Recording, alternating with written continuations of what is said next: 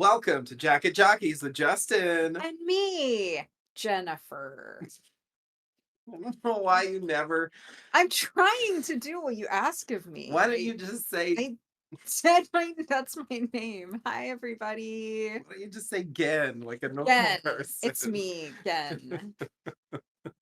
Gen and Gustin. The Hello. person, the blonde wigged, tape dropping, bathroom lurker, Freezer locking. break cutter.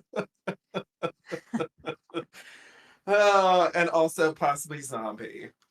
And Um, maybe secret love child of Hannah and the IT guy from The Office. What a twist. what a twist indeed. Well, we're back again, here to talk about Showtime's Yellowjackets. And in this podcast, we will discuss season 3, episode 7, Croak, Yeah. which I did not realize.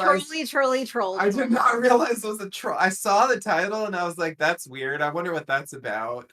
And as soon as the It episode didn't take started, long to find yeah, out. it basically starts with that, and it's like, Uh-huh. yeah, that's crazy sound you've been hearing this whole time.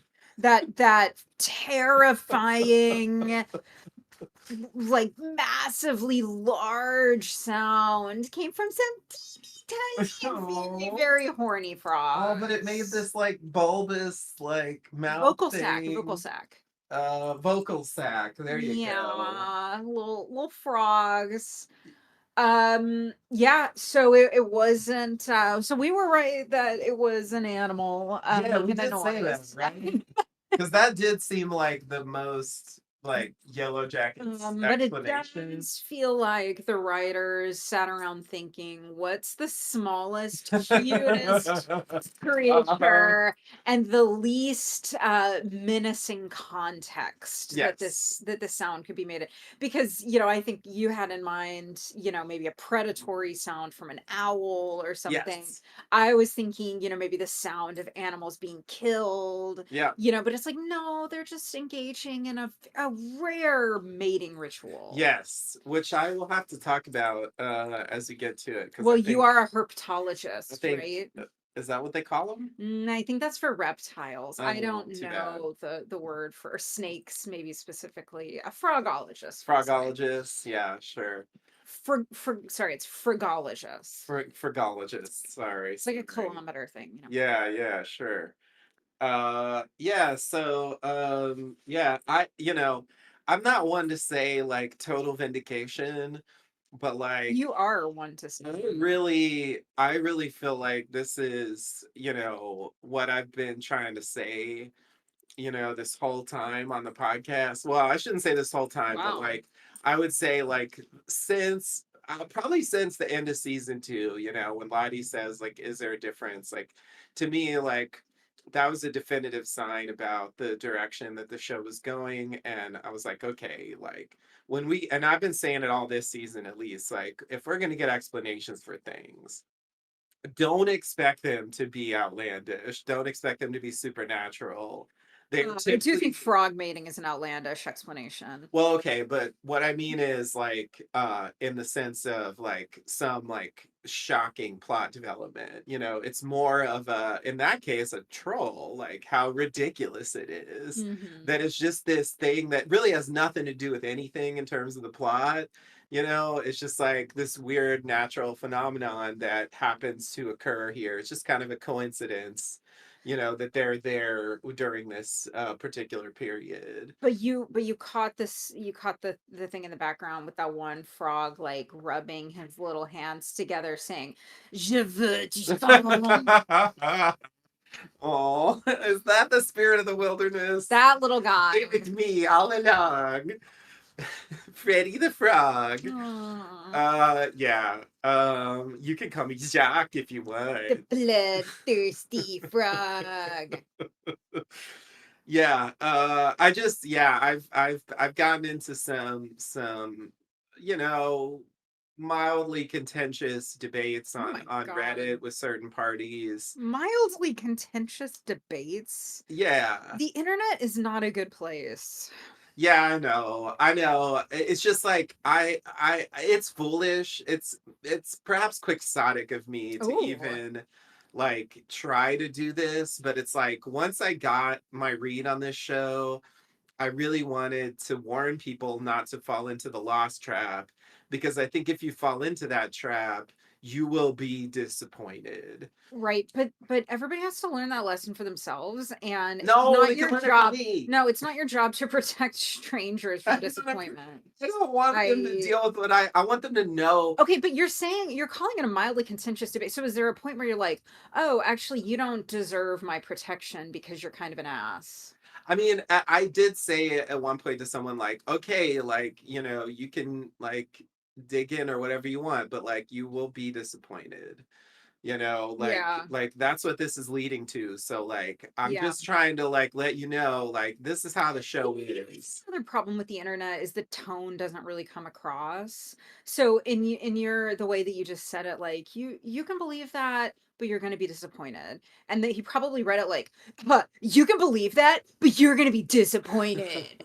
Like that is another big reason why I think email should be abolished. I think all communication should probably be reconsidered. Yeah, yeah, yeah.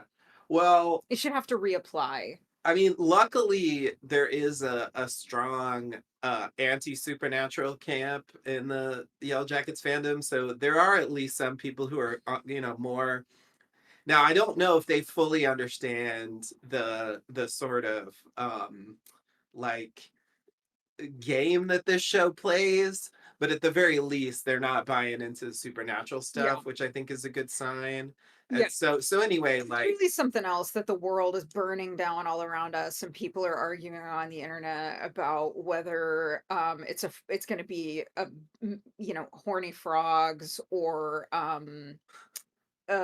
witchcraft. supernatural woods demon. Yeah. Yeah, I mean it is, but like it's always been like that, divertissements. Divertissements. Yeah. I'm Yeah, sorry. people crave distraction. I I'm understand. sorry, I couldn't come up with an English word. What do we Yeah. call that? Diversion? Are you Jacques? Sorry, I feel like I'm Jacques now. Je ne parle que de français. Yeah, Anyway, tu veux du son? ouais, je veux du sang. Uh Uh, yeah. uh, and so I like understand it's an people. escape. It's Yeah. definitely an escape for me. And the world was burning when Lost was on too. So What's anyway, that? You talking about that mid at best show from 20 years oh my ago? God. JP Morgan, buckle up, because gonna be some Lost references. And if you think this show doesn't know about Lost, I'm just like, there's some coincidences if that's true. Because like I already thought this show was as lost as it could get, and then it got loster. Lost year. Like this episode is Yeah, turn the podcast off now. so lost. It's painful. It hurts my heart. I don't know. It gives me flashbacks. Anyway, all right. Well, you want to dive into this? Sure. Okay. No, no, So no. Let's hop in. I'm gonna hop it all. Yeah, you're Hey, welcome. Pep. All right. So we start off in the past with a little subtitle that says 3 days earlier. And just to clarify, that's 3 days earlier from the end of the past part of the previous episode. I always find it weird when they do this when there's multiple time periods because it's like there's a reference here and you just have to understand what that means. I don't know. If It, you can't figure it out within 30 seconds, then you should go to the doctor and have them look at your brains. it's just funny, like on Lost, when they had the time travel and stuff, like they would do like 30 years earlier or something, and it's like, Well, in on the X-Files, oh my they God. would tell us the exact day and time. 4:16 p.m. Yeah, it's like, So okay. Yeah, no. maybe shows should do that just so we don't get confused. It's just funny to me, but whatever, it's fine. This is I think very similar to the other 48 days, which actually did the exact same thing with little titles saying, 48 days ago, 40 days ago, counting Yeah, down. yeah. In that case, it was a whole episode, but it also, and in that case, it ended with the catching back up with the present timeline that we had left off, with these new characters showing up. And like this is the same structure, but just kind of compressed into the I teaser. would if they had stretched this into a whole episode, Would you I have been would mad? have refused to finish the show. There's not enough story there. Well, no, they clearly agreed, and I agree too. I I agree think too. 15 minutes or whatever they did was quite I enough. mean, the tail section drama had a lot more going on than they do here. Yes, yes, yes. So I think it made more sense to draw it out Yeah, in that case. of Here, course. yeah, there's like I mean, there's only three characters. It's yeah, we're gonna get to a And the simple point. frogs. And don't forget the frog. So many frogs. Okay, sorry. So anyway, 3 days earlier, a frog climbs a tree, making a bulbous croak that is clearly the creature sound that we've been hearing all season. Then the frog jumps into a frog bog and begins mating, as many of them screech. They are recorded by frog scientists Hannah and Edwin and observed by wilderness guide Kodiak. What's the opposite of heretofore? Henceforth. Henceforth, thank you. Henceforth known as Cody. Edwin picks up a frog and puts it in a jar, and Kodiak says, "Guess it's like they say, the heart wants what it wants." The whore. I don't know why he's got I, that accent, but anyway. you said hat. Yeah. Like he had a Boston accent. I think it's sad to take just one frog. Either take two or take none. Yeah, I agree. I agree. But at least they release it later. They don't release it. First of all, I The don't show, know, I mean. boy or girl. I don't want to refer to animals as it, so I'll just say her. Okay. They don't release her later. Someone else releases her. Yeah, yeah. They were gonna take that sweet baby frog back to a lab to live a lonely life of being scrutinized. I just mean the writers. I that's all I'm saying. Fine. But yeah, I take your point. It is Van who releases the frogs. So anyway, doing her one of her good deeds for the season. All right. Yeah, but I think the first one. That's probably true, actually. Vance, I mean, she hasn't been the worst. No, but she hasn't been the best either. It's like this episode they decided that she's not horrible anymore. You know, she's been pretty bad so far. She's a flip flopper. She's always teetering between, but yeah, I agree. She's definitely they're trying to give all the badness to Shauna. She's definitely waxing as like Lottie is waning and anyway. Okay. I guess I'll allow it. Yeah, I saw this Reddit post before we got on that was like, I can't defend Lottie anymore. Yeah. And I'm like, yeah, well, fair enough. Okay. So then we go to 2 days earlier. Hannah thinks the frogs sound beautiful. Edwin is glad as well, though not about the roughing it part. Hannah wonders about Cody's scars. I never really see the scars, so I don't even know what she's talking about. But anyway, it's canonical that he has scars. You tell me where the scars are, all right? Jacket jockeys at whatever. Edwin jokes about it. Cody says you'd be surprised how many things can kill a man and shoots some kind of small furry animal with his crossbow. It's a bunny, right? Is that what it was? Yeah, I couldn't actually tell. Well, here's your clue. I'm going to tell you how to understand television. Okay. Later, he says, I call this meal Peter. Oh, that's what I thought he was just being weird. Oh my God, you were so confused. I didn't get it. Whenever you think that like, somebody is just being weird, you should ask me what you're missing. And I was thinking Peter the Possum, Aw. Okay, we're gonna do some flashcards later. I'm gonna go to Barnes and Noble and get some kids first. What are animals? Yes, Peter Rabbit is not. I just didn't even. That never occurred. But Peter Possum. Peter Possum, though, yeah, because alliteration. Anyway, okay, so it's a bunny. Actually, they're called opossums. Fair enough. Later, he cooks the bunny as Edwin inspects an injured toe. Hannah brings him a bandage as and Cody asks her to bring some plates. She gets the plates, which are actually bowls for the record, and trips as she walks back.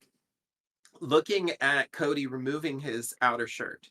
Cody says the wilderness provides, meaning dinner, but Edwin is going to eat some kind of protein bar that they brought instead. Cody says they will run out, but Edwin says that the last team hid a stash somewhere.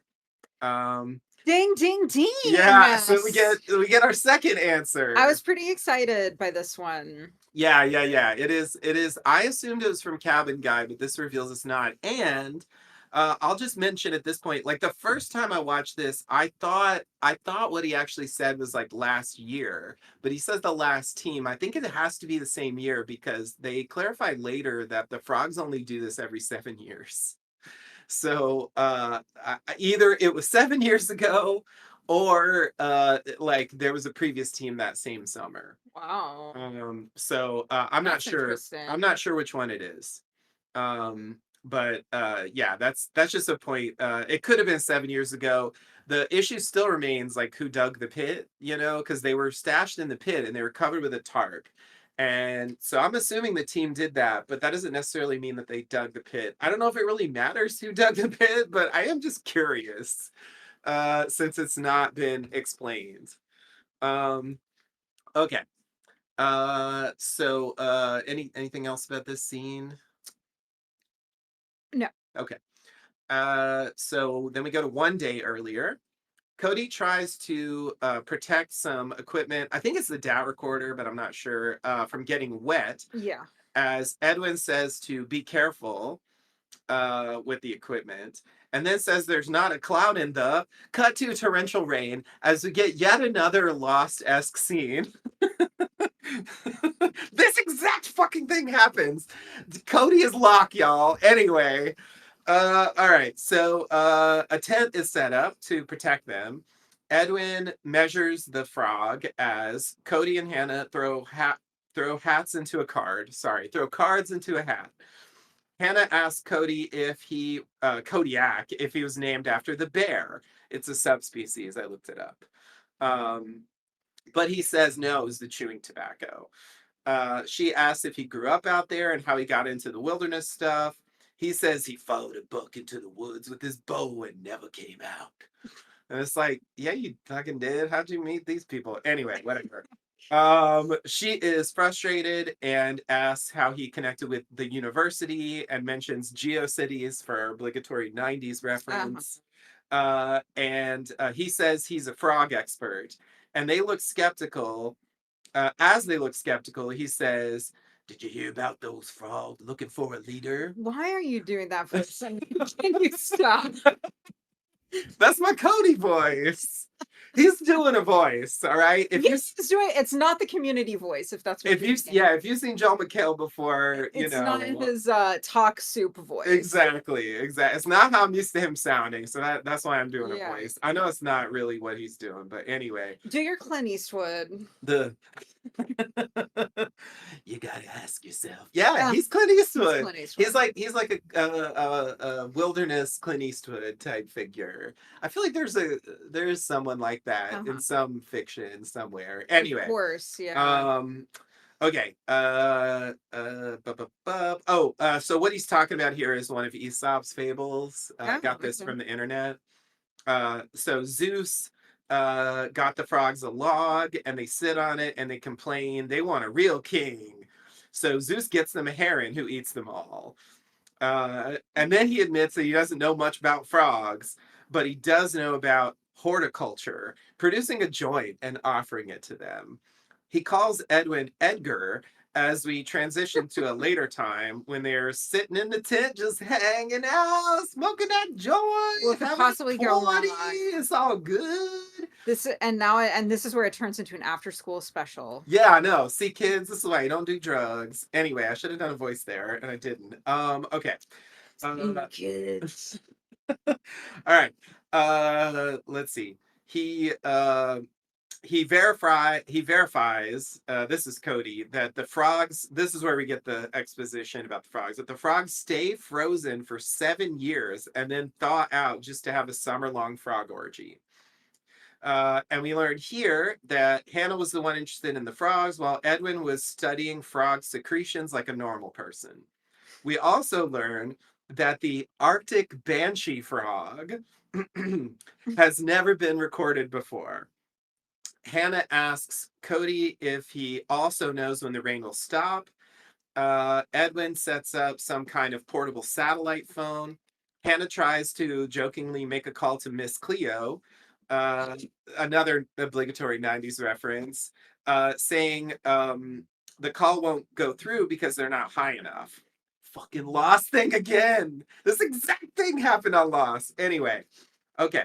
She jokes about asking if Cody will find a Mrs. Cody. Cody tries to grab the phone and they struggle a bit, laughing as she accidentally sits on the antenna, breaking the phone. Edwin says it's their lifeline, but Cody says, no, I'm your lifeline. He's definitely used that line before. Yeah, so we get a tease here about the satellite phone, which is Yes. like a huge Yes, it is. hope of escape. And I guess in Lost they did both. They had like a flight communicator thing, and then they all the radio or Yeah, whatever, and then yeah. they also had a satellite phone later from Yeah. the freighter. So anyway, it's broken, but like, will they try to fix it later? I feel like I they bet they'll better. try. They should If they try. don't try, like, there's something wrong with them, which there is something wrong with them anyway, But they may try anyway. but they may try anyway. They do find it later, even though they don't make any progress in this episode. But yeah, it's very tantalizing because it's Yeah. like hope of escape. Of course, we know they won't be rescued very soon for like specific reasons. So anyway, Right. um, but it is possible that their rescue is related to the satellite phone eventually. You know, like it takes them a while to fix it, or I don't know, some Yeah, shit but I think happens. and this is skipping ahead a little bit, but I think the the lines later in the episode about how Callie has to Google and sort of put together that this team of scientists disappeared 100 miles from where the Yellowjackets plane went down, and um the way that Callie Googled it, or that Shauna Googled, it makes me think that there wasn't a public and direct connection between this university research team and their discovery. So Right. If they so it had wasn't used the phone, like then it would be known. that probably that and but more what I had in mind was like if the university were to send a search team Yeah. to find the missing researchers and they find the yellow jacket, Right. then that would have been part of the public narrative. Yeah.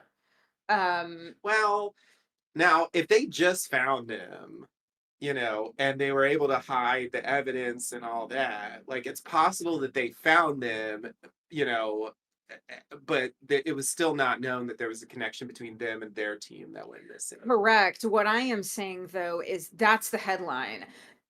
Search party looking for missing researchers finds yellow jacket Yeah, I mean, survivors. you're right, but I think also there's the fact that they don't want to tell us how they got rescued yet. So I know, but Jeff would know that, like, I just it would be I it would be like agree. the top headline when you search it. I just like, yeah. I agree. I'm just saying it could be a contrivance because they don't want to tell us. But I also think like probably the circumstance of their rescue or something that will be revealed later, and they're not telling us now. So I think that's also a good reason to think it's not that. But it's just, the game of this show is like hiding things, even though they technically should know all this stuff, But you one of the know? reasons that I bring it up is that obviously we know that that DAT recorder, or at least the DAT tape, is going to get out of the Yeah. woods.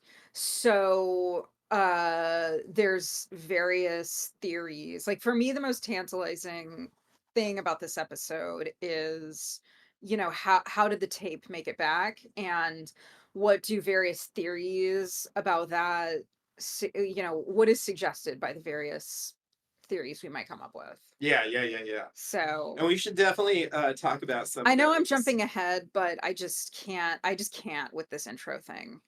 Like it's so long and yeah. Well, we're getting close. But I just wanted to mention that the frog's called the Arctic Banshee frog. Like that's Y- clearly yeah. an indication of the sound.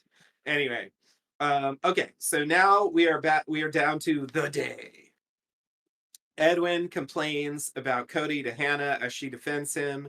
He says Yeah. they Are they lost? well, Has Cody really lost his way here?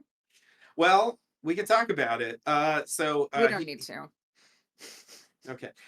He says, Edwin says, they should be going south. He looks at his compass and it's just spinning. Yeah. There's some other show where that happened. Well, it happened in this show And too. it happened in this show, which is So already a lost thing. Anyway, um, Cody holds up a log to, like, they also did multiple groups having compasses not work on Lost. So that's that's my point. Anyway, um, Hannah apologizes, or sorry, Cody holds up a log to let them through. Hannah apologizes to Cody for Edwin. Edwin whispers that he doesn't trust Cody and wonders if he broke the phone on purpose. Cody tells them to stop murmuring, passing them by. Hannah gives him a look, and Edwin accuses her of being smitten. Hannah tells Cody to look for streams for tadpoles, and we see a symbol on a tree. At night, Hannah unpacks some equipment at their camp. Edwin comes up and shows her Cody's jacket with the name Eric Cheong in it, saying it's not his name. Hannah says maybe he got a second hand. She tells him to put it back as he smells barbecue. He says that means people are nearby and they should find them for, quote, strengthen numbers. Cody wouldn't recommend it, saying this far from civilization, it's a bad idea. Edwin goes to check it out. Hannah follows, then Cody follows. We and they hear the screaming from the last episode. Then we see the Yellowjackets frolicking around the fire. Hannah turns on the DAT recorder and we hear her say the words from the tape. Edwin approaches. All three are there as Lottie yells, "No!" We replay the ending of last episode, and Van says, "We're going home," as we go to credits. And Wiki notes that this is a 15-minute teaser, the longest in Yellowjackets history. yeah, it felt long. Okay. So I think we are supposed to believe that they are lost. Yeah, And like that's part of the point is like they're because that conversation with Jeff and Callie later, they say they're 100 100 miles. miles away. So I think this is to indicate that they were really far from where they were supposed to be, and that's part of why they were never found. Yeah. So anyway, that so I think it is true, um, but it I mean I can't really prove it. So I know we've sort of floated around this before in the show, kind of wants us to think this, but I feel like I'm more prepared now to believe that whatever it is that's making the compasses go haywire is what caused the birds to fall on the cabin and is Yeah. what made cabin guy go crazy, carve the symbols in the trees, and it's what's operating on some of the yellow jackets. And no, I don't expect that to hold water scientifically, Hmm. but I do kind of expect that that's what the show is either going to imply or state. Yeah, yeah, yeah, yeah, yeah. Yeah, I think it Because makes it's more, sense. it's also more plausible than this gas pockets thing, Yeah, like which is a thing. I do think that there's something to that. Like it's a higher concentration. I don't know if those things are connected. I don't see yeah. how they could be.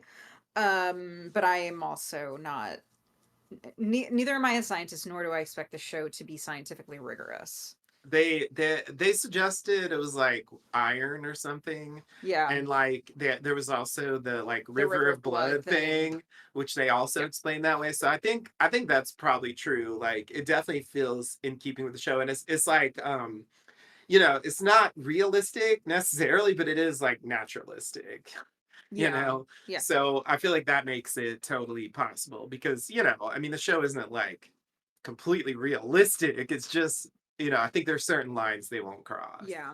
Yeah. Um, So I think there's a lesson here, which is if you are going to eat somebody, even if you don't anticipate being stumbled upon, don't leave their severed head in a really obvious, like ritualistic, they you honor know, their dead, yeah, by okay? decapitating them. And I love this line that's coming up of like, he died of natural causes. It's like, I don't know what natural cause leads someone to have a severed head. Yeah, Um, that's hilarious. yeah. Yeah, that's a classic Misty moment.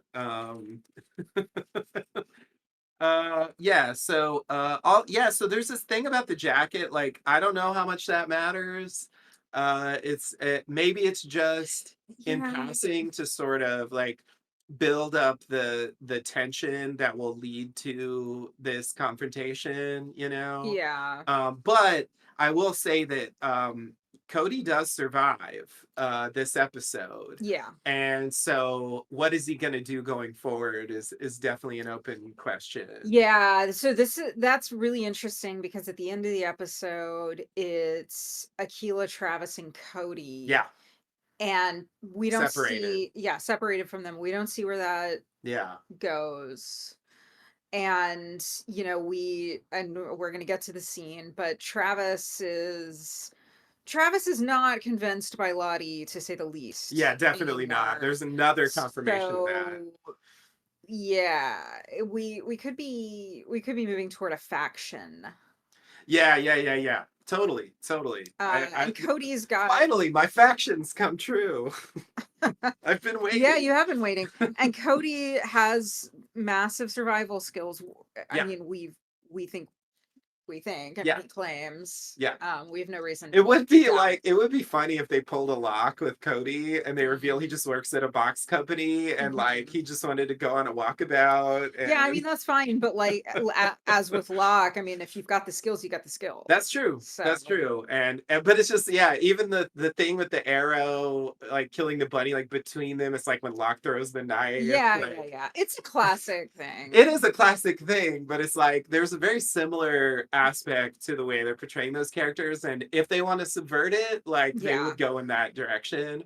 But yeah, it's true that he can still know what he's doing, even if he's not as much of a mountain man as he portrays himself to be, which I think is totally possible. Um, what if they reveal that he's actually Joel McHale? he's prepping for a part. Yeah, exactly. It's research. I got this part in Showtime's Yellowjackets. Anyway, that would be weird. Yikes. Yeah, want to go full meta? Come on, y'all. Okay. So, yeah, you ready for the next scene? Yeah. All right. So we go back to where we left off. Hannah apologizes for interrupting, saying, "Oh, we'll just leave. Sorry, y'all." Yeah. Nice try, It's Hannah. like that is not gonna work. Misty says he died of natural causes, meaning Ben, as we just discussed. And Edwin says, tantalizingly, "You all are, oh my God," maybe realizing who they are as Lottie axes him in the back of the head. Yeah, I was wondering if that's what that It's was. they don't let him finish the sentence, so it's like I'm not 100% sure, but But it's you like think pictures would have circulated the world did know. yeah, Yeah, yeah. so it's like and they probably knew the general area Yeah. where the plane went missing. Yeah. So like it's possible that they could be, oh shit, this is who it is. Like this is that team that went missing. Like Yeah. it seems like that. Yeah, whenever these things happen, think of that yeah, I'm totally blanking on her name, that Aruba girl. That's a terrible explanation. But anyway, the news broadcasts pictures of these people. Yeah. So, Yeah. I think if that is true, we should hear something about that from Hannah at least, because she probably would have seen the same reports, even if like Cody didn't, because he's not like involved in any mass media. uh just to say Natalie Holloway is the name I was Oh, yeah. forgetting. Sure. And Googling Aruba girl did immediately produce the results. Uniacune. Yeah, the Yeah, internet knows I what it's do looking remember the for. name. I do remember the name.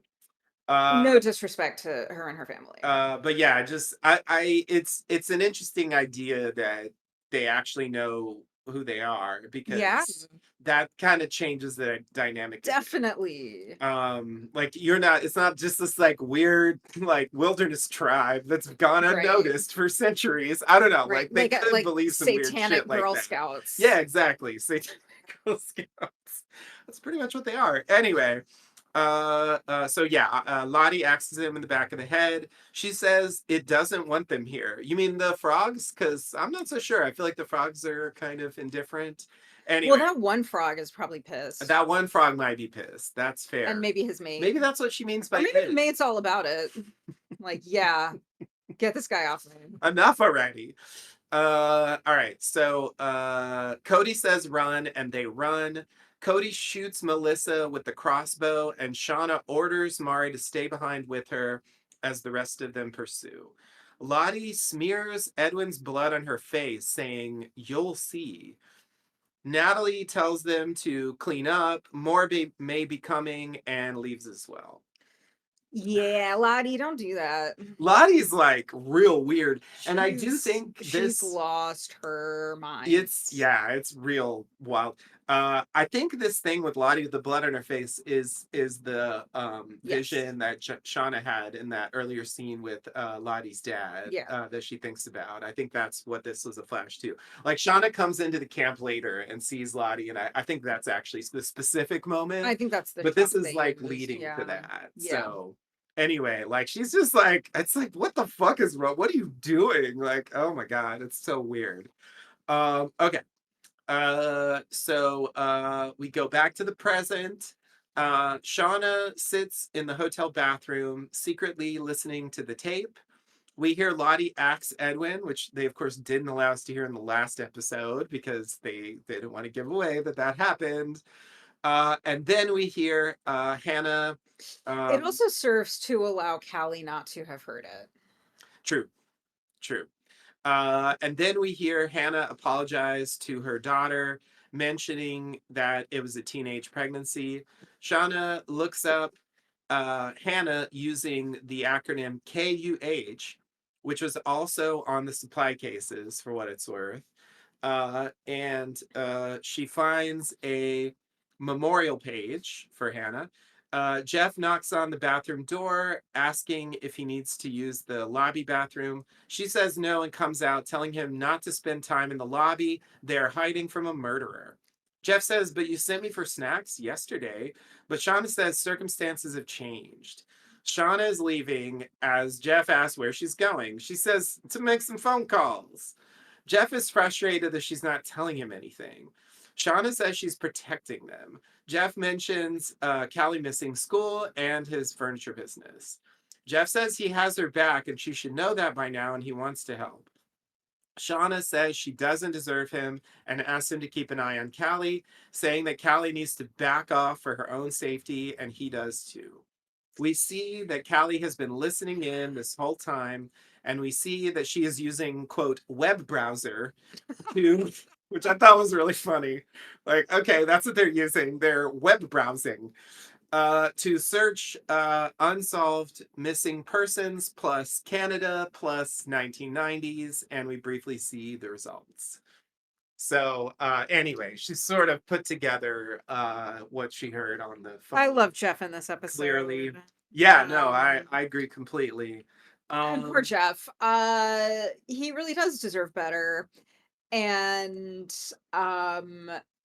wow. Wow, Shauna. I know. So we have we didn't talk about it. I they technically mentioned it earlier, and when I did a search, I found people talking about this as early as episode one when Ben finds the supply cases. This KUH thing. It's on the satellite phone also, for what it's worth. Yeah. Um, King's University, Halifax. and yeah, it's interesting to me that it seems like it should have some pretty basic explanation, and yet they haven't revealed it, and I don't know why. You know, it's weird. I researched it as much as I could, and it was clear that it just isn't known what it means.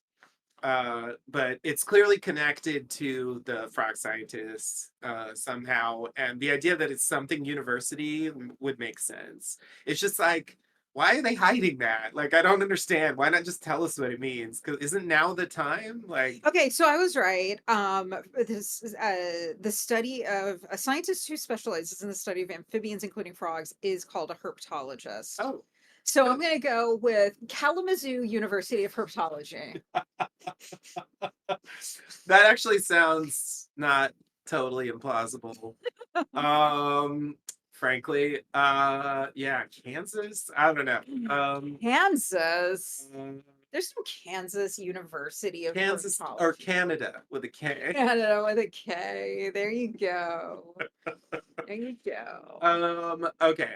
I just think that's an interesting little detail here that may or may not matter. Um, but yeah, your point. Okay, and then yeah, hey, Hey. everybody, you know me.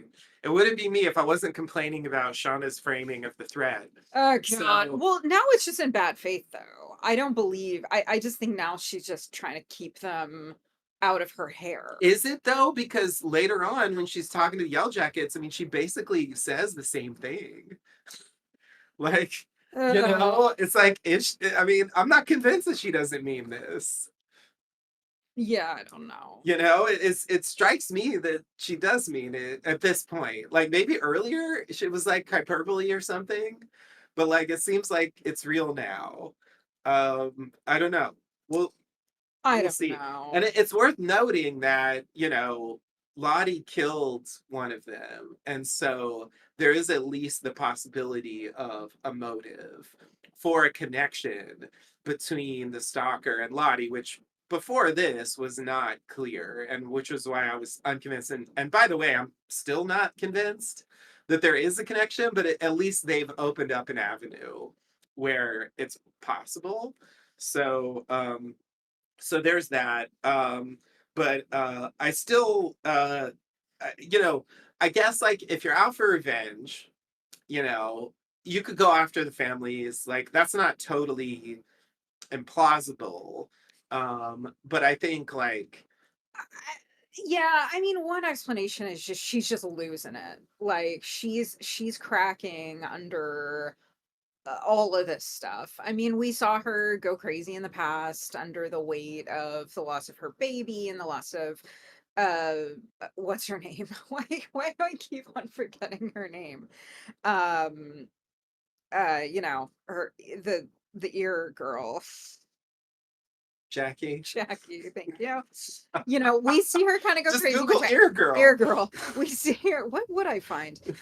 We see her go crazy when Jackie dies. We see her go crazy after the Yep. baby dies. Yep. So like Adam and Yeah. everything that happened, almost being murdered by the other Yellow Yeah. Jackets at the hunt. Natalie, and Natalie, then yeah. So the like, Lottie thing. so she's just kind of losing her grip on what's logical. Yeah. Yeah, yeah, yeah, yeah. I'll buy that. I'll buy that.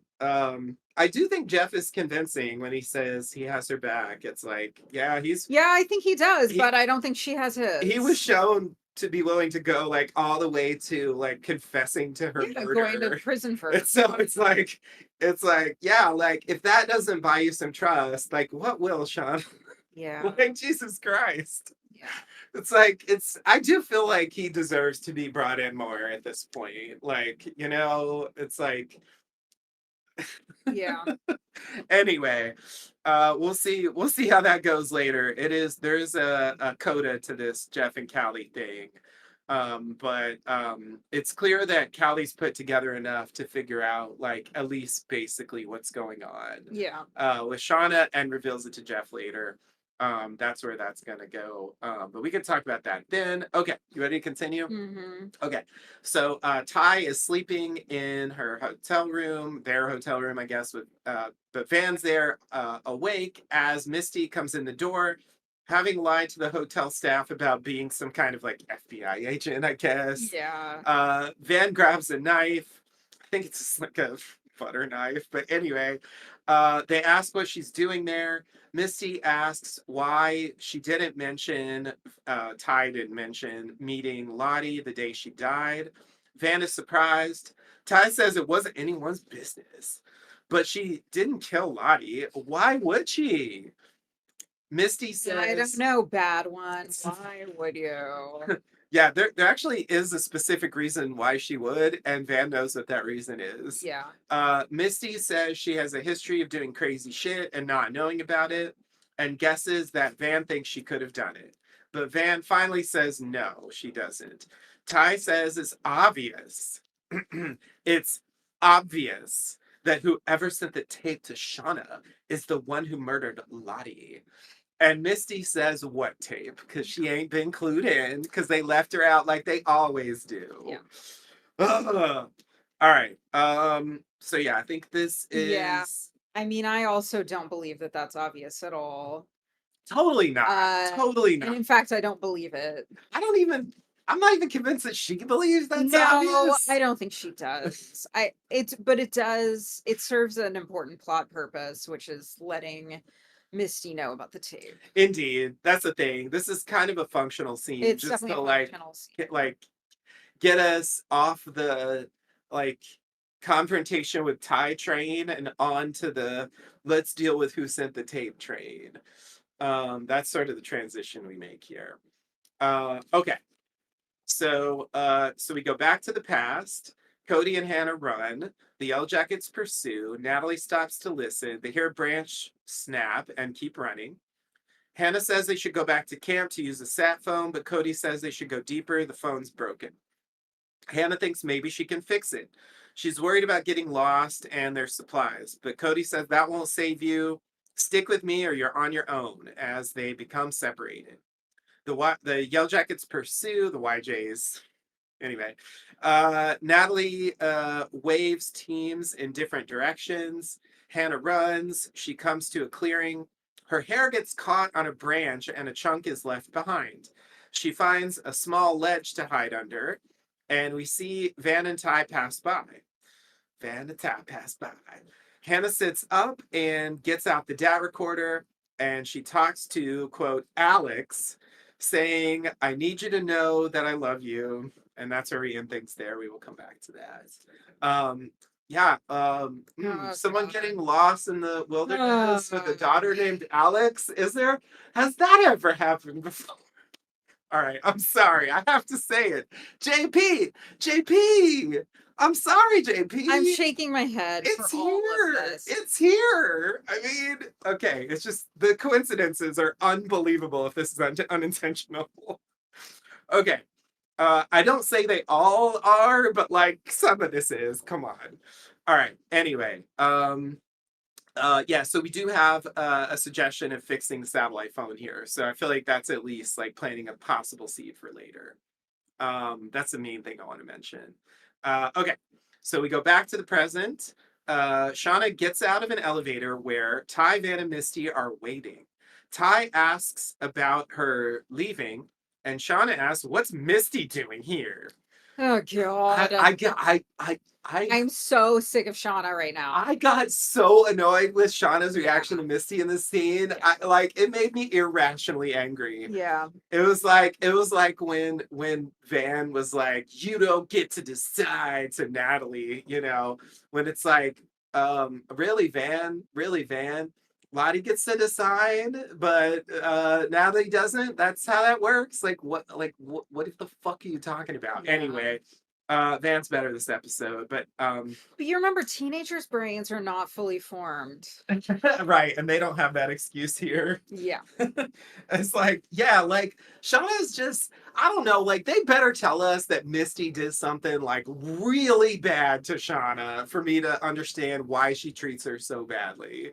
Because it's like, there's nothing we've seen that justifies this level of like, it's still like high school level, like, ostracization. I don't know. Yeah. I can't come up with a better word. It's like too fancy. But anyway, Ty asks what's going on. Shauna reveals that there was more than what Lottie did on that tape, saying that Hannah recorded a message for her kids. So they didn't know about that. Yeah. Um, then says that, so, oh, I'll come back to it. Then says that Hannah had a daughter who somehow got a hold of the tape and is out to punish them, and Shauna is going to stop her. Misty thinks that cleanup will be needed, like before with Adam, and Shauna is rude to Misty some more. I'm just not Yeah. even going to bother Yeah. describing it. That's just what happens. Van notes that Shauna's record is iffy, asking what she's planning to do with this woman. Shauna says, sit her down and have a reasonable conversation. That's sarcasm. Yeah. Ty laughs. Shauna says she's already tried to kill me. And we get the checklist of doom, Yeah. the brakes, the freezer, and Ty mockingly mentions the phone, the creepy phone in the bathroom, which I appreciated Ty's sarcasm for once here. Yeah. So I'm like, yeah, seriously, like, was that a death threat? Like, it wasn't, was it? Anyway, Yeah. um, like the brakes, the freezer, okay. I'm not even convinced by those, but at least those could lead to death. A phone in a bathroom, like, unless you're saying there's a bomb in that phone, like, anyway. Okay.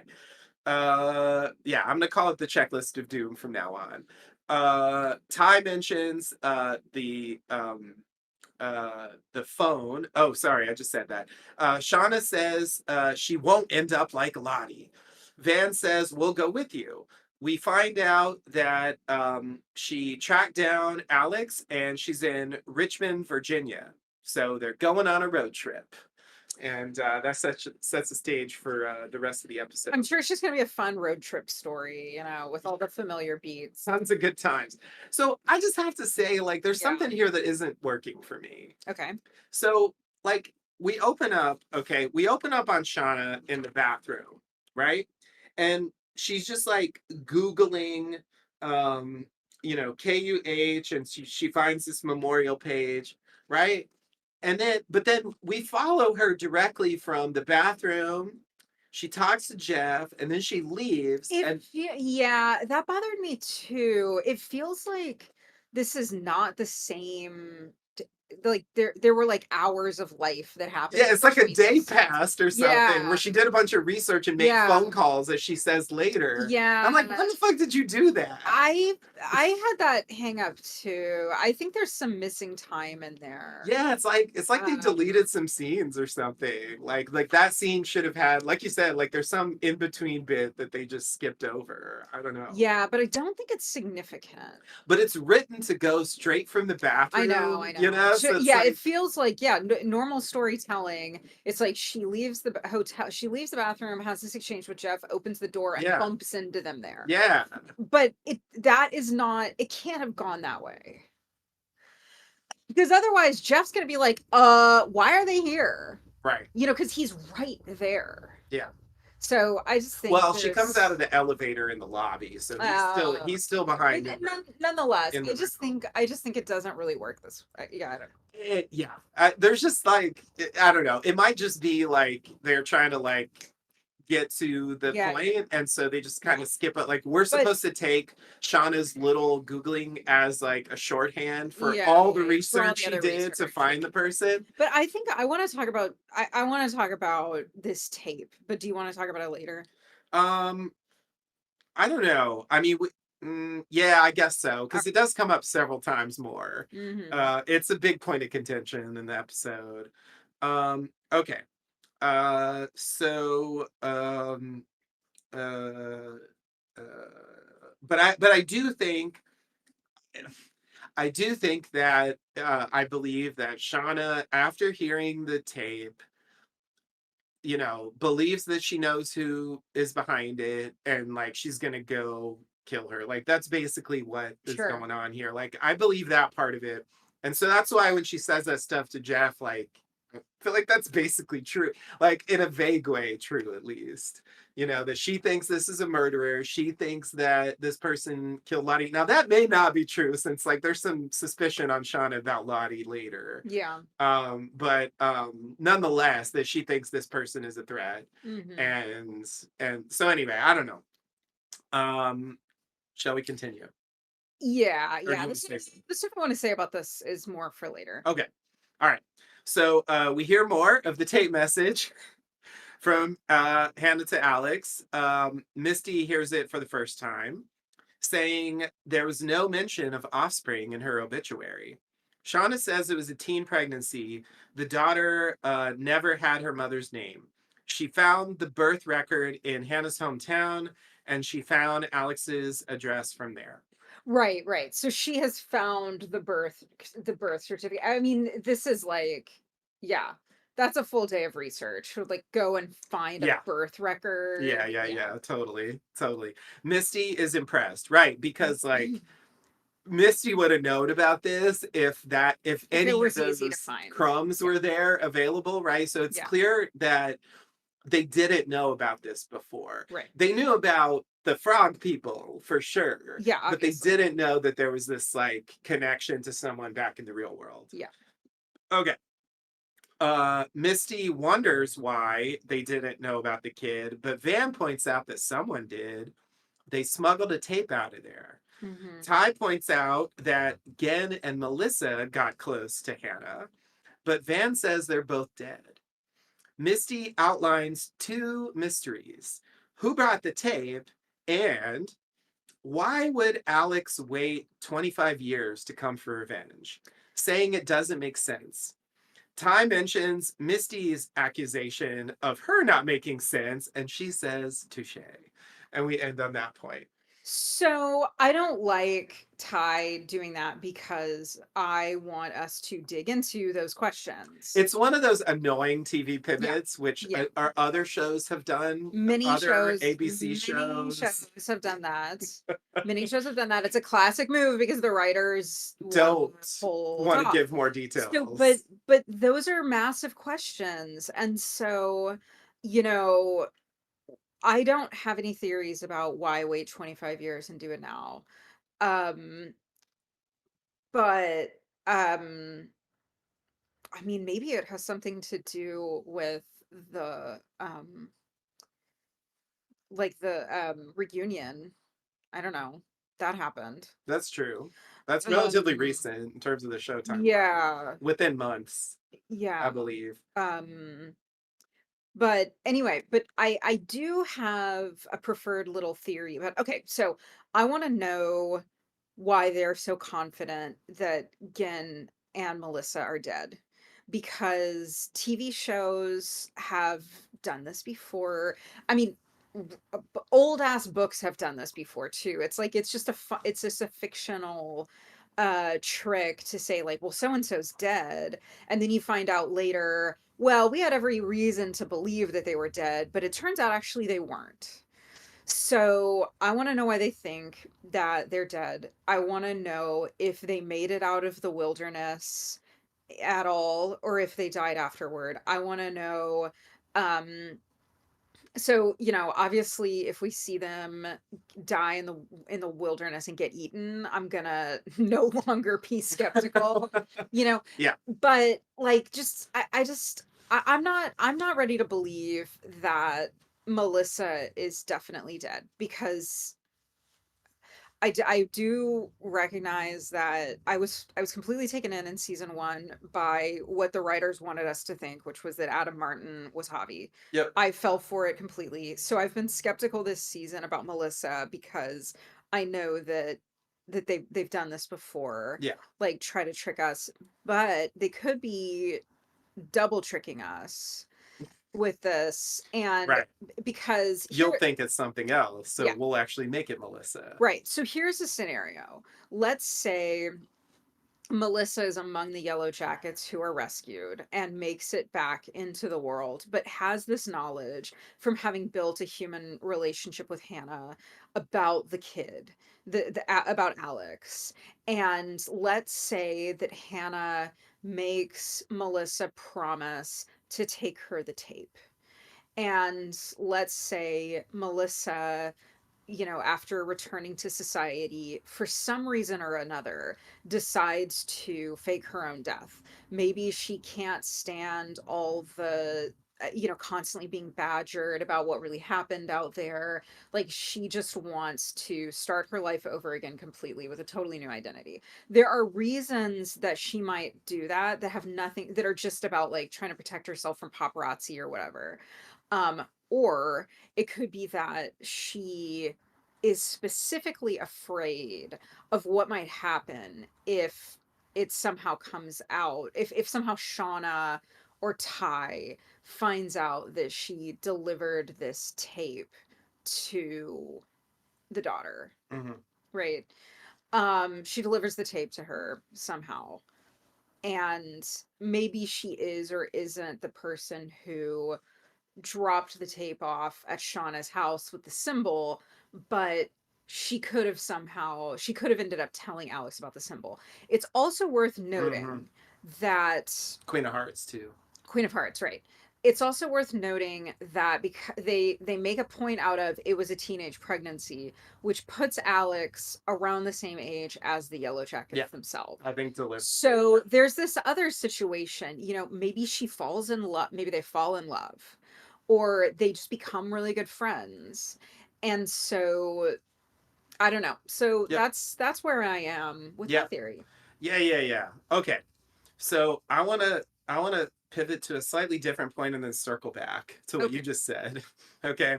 I just want to say this stuff because like there's implications here that like we didn't know about before.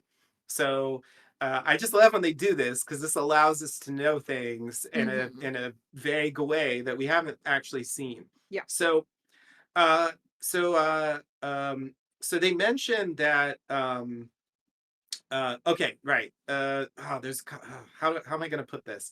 So the first thing I just want to say is like I think it's clear from this like they most of them didn't know about Alex, right? Didn't know that Hannah, who they had captured for some time, had a daughter. I think it's also clear now that they didn't know about the DAT recorder. Yeah. Only Yeah. Yeah. only whoever this is, whoever the Yellow Jacket affiliated person is Hmm. that you know is involved in this story, like found out like so I'm guessing that what happened was at some point Hannah confides in one of them and tells him about Alex and tells him that I had a DAT recorder. It's hidden under some rocks by this clearing or whatever, Yeah. and that person goes gets the thing and brings it back, Yeah. right? That's what should happen. Yeah. So that actually reminds me of my other theory, but I guess I should wait because I just interrupted you. Go ahead. Okay. So anyway, just to say like I think that's the basic way that this happened. I think we have to have a collaborator Yeah. because I think even if Hannah even if Alex like treks out there and somehow finds the DAT recorder Uh-huh. and maybe she sees the symbol on the tree. Yeah, yeah. Okay, she can't know about the Queen of Hearts thing like that. Right. So I think that there has to be, or I mean, you know, I think there has to be a Yellow Jackets collaborator. Like, I think there has to be two people involved there. Yeah. Okay, so that's one thing I just want to try to establish. I think that's true. Okay, another thing is so we get this tantalizing detail that Gen and Melissa get close to Hannah. Like, I think that's interesting. I mean, especially for Melissa, because the way they portray Melissa so far, I would not expect her to be fucking sympathetic to Hannah after getting shot in an arrow, and the fact that she was like hardcore before this. The way she treated Ben, based on like a wild accusation that's unproven, Yeah. when she herself got shot by their team, and like then she makes friends with Hannah, like that's kind of wild to me. I think it also indicates that Hannah's gonna survive for some significant period. Yeah. She's not going to make it out. We know she's dead, pretty much. I guess there's room for doubt in terms of, what you're saying, some kind of wild scenario, but like I think she's dead. the world thinks she's dead. Yeah. Whereas with Alex, obviously, or Melissa, I mean, maybe the world thinks she's dead, but like, do they have concrete proof of that? I don't know. Yeah. Um, okay. So the other thing I wanted to say uh, is that uh uh okay. So the idea that Gen and Melissa are both dead. Okay. Mhm. This line. Mhm. Now, you're correct to point out they don't specify when they died, right? Mhm. So they could say, for example, Lottie and Natalie, they're both dead, right? They could say that and it would be true, but it doesn't mean that they died out in the wilderness. Right. Okay, so there's actually multiple scenarios possible here. Like one is they actually one or both of them got out of the wilderness. They know that, but they died later supposedly. Yeah. Perhaps even faked their own death if they want to go that far, right? Did you suggest that I already? did. Yeah, with Melissa, right? So like it could be Gen too, for the record. Um, like I don't know why they would make it Gen, but anyway, just to say like they do that, right? And that's why they think that, and we're it's going to be revealed that they did it for some reason. So basically your theory, right? There's that. Okay. And then but then the other possibility that I think that one is like a more plausible one. They came out of there with the tape, right? And then did this scheme. And like, why did they wait? I'm not sure. But anyway, like the story would have to explain that. And of course, I think part of like, why did they wait is like, they just have to acknowledge that because it's a contrivance. It's going to have to happen in the timeline of the show. So like, they're Yeah. kind of stuck with that. So like, I'm not sure how much that really matters, I guess is my point. Okay. So, the scenario that I find less plausible, but is technically possible, is that like one of them or both of them like go missing at some point in the wilderness Right. and they manage to survive and they manage to come back to civilization. Well, I'll tell you how that could happen with the assistance of Joel McHale. Sure.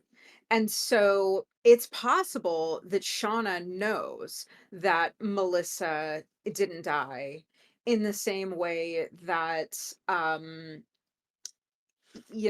Natalie was. Knew that Ben didn't die. Yeah, and Misty knew that Crystal did. Right. Like, so if Or did she? We'll come back to whatever. that. So let's say Shauna knows Melissa made it back. So she has actually already put it together that Melissa must be the one who smuggled out the tape. Yeah. And Going back to what did they look like? The whole yeah, thing I'm yeah, yeah, yeah. obsessed with. Yeah, yeah. So that's my other pet theory or whatever. Yeah. Yeah. Yeah. Um I mean the other thing is just like I don't really think this, but she knew about the DAT recorder, or someone knew about the DAT recorder, tells the kid, but they didn't smuggle it out, and it took, so 25 years for the kid to find the DAT recorder in the wilderness Yeah. because they had like 100-mile radius to search. Right. Like I don't, Yeah. I I don't believe that I don't either. believe I that, just wanted to mention it but as technically possible. yeah, no, I mean, I yes, Uh, Now, if Cody survived, I think he'd be coming for him from the way they portrayed him. yeah, and he's got blonde hair, He already, yeah, and he grew it out. That would be grew really it out, funny, actually. yeah, Um, so yeah, like I think you're right that like that is the path. If one of them survived without their knowledge, then it would be through Cody, yeah. and that would make sense. And mountain men tend to grow out their hair and their beards, so Yeah, we saw a flash of blonde, but maybe it was blonde beard. that's what I'm saying. He is kind of blondish, Mhm. so What describe physically the person who picked up the phone? He looks like the guy from Community, actually, but with scars. Lots of scars. yeah, all those So many scars. Did you not notice the scars. scars? He looked like Scarface. Anyway, Scarface didn't really have many scars either, but he did have one on his face. Anyway, I was like, you better have. sorry, sorry, They sorry. call me Scarface because I have such a blemish-free complexion. Yeah, it's ironic, It's y'all. Is ironic. irony dead? Like Come on. that huge guy that they all call Tiny. Yeah, exactly. It's just like that, or Biggie Smalls. Anyway, so yeah, I think, um, there's some interesting scenarios here, and it's just I I don't quite believe that Cody survived, but I do think like I, I do think there's something there. Like they're set up to make that at least a plausible theory. So I think we got to put it on the table. But I think that's what I think that more or less is like the set of options we're working with going forward for this season. It should be one of those things. Hopefully we covered it and we'll be totally vindicated when it happens. I I I don't actually have a specific preference because they all sound a bit outlandish to me. So it's like I'm trying to think of like what the simplest one is because I feel like that's the one that is the most likely, but they're all like a bit convoluted. So Yeah. Maybe there's I don't know. something very simple that we haven't thought of yet. Yeah, maybe so. Okay, so yeah, you ready for the next bit here? Let's do it. Okay, so now they pull into a gas station. Misty wants some floss picks. Ty offers to pay for gas, but her card is declined. Shauna goes to pay. Oh, she doesn't really offer. Well, she she like Yes. Please continue. whatever. Yeah. That's a very Claude thing to point out. Like technically no, I'm just being vague here, but yeah. She goes to pay like reluctantly but still. So Shauna goes inside to pay. I just want to point that out because there's actually a reveal later about what she Yeah. did when she was in there because she's always doing shit She's off screen. always yes. Like God, Shauna hiding things is like a name of the game this season. Actually, Jeff earlier said the secrets are her love language. That Which is pretty funny. yeah. And very, very true for this season. I feel like more so than previous seasons. Um, okay. Where did I leave off? There we go. Van asks Ty about seeing Lottie. Ty says she went to ask about what Lottie said, the whole like, it is pleased, blah, blah, blah. The thing we saw her talking phone Yeah. about. So it's like, after Lottie blows her off, she goes like, no, no, no, you're going to fucking Yeah. tell me. You're going to remember, Lottie. Which is somewhat plausible, but then did you also get so whipped up that you pushed her down the stairs? Yeah. Would you even remember? Yeah. Exactly. Van is not convinced. Ty insists. Van says that she won't live that way, but Ty says she'll do it for Van. Van asks her to promise that she didn't do it, but Ty doesn't answer before Misty arrives with the floss picks, saying Van looks a bit pale. I didn't realize this was foreshadowing when this happened originally. Um, Yeah. Van brushes it off as motion sickness and they get in the van. Oh. Shauna comes out and complains about pumping the gas because it wouldn't be Shauna if she wasn't complaining about something. And usually it's Misty. I feel like she should blame Misty for having to pump the gas. Anyway, all right. Damn it, Misty. Yeah, exactly. Oh, it's so ridiculous. All right.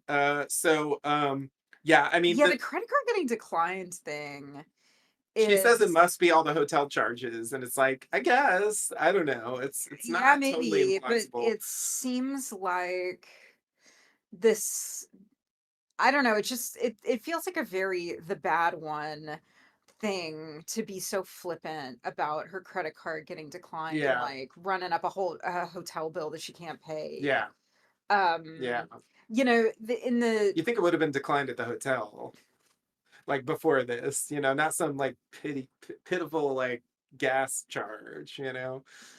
yeah, I mean there might be something else going Like they were on. just ordering like outrageous amounts of food service and massages and You like gotta be kinda delicate with that sort of thing with hospitality though, because there could be some reason and you don't wanna accuse your elite clientele sure. of like not having the money. Fair enough. So, there could be a plausible explanation. Okay. Yeah, I think we still have to find out, I think, just more specifically, like what happened between Lottie and Thaisa. Like, Yeah, there's absolutely we need to. that's still an open question. And yeah, definitely. I mean Um, that's the big thing.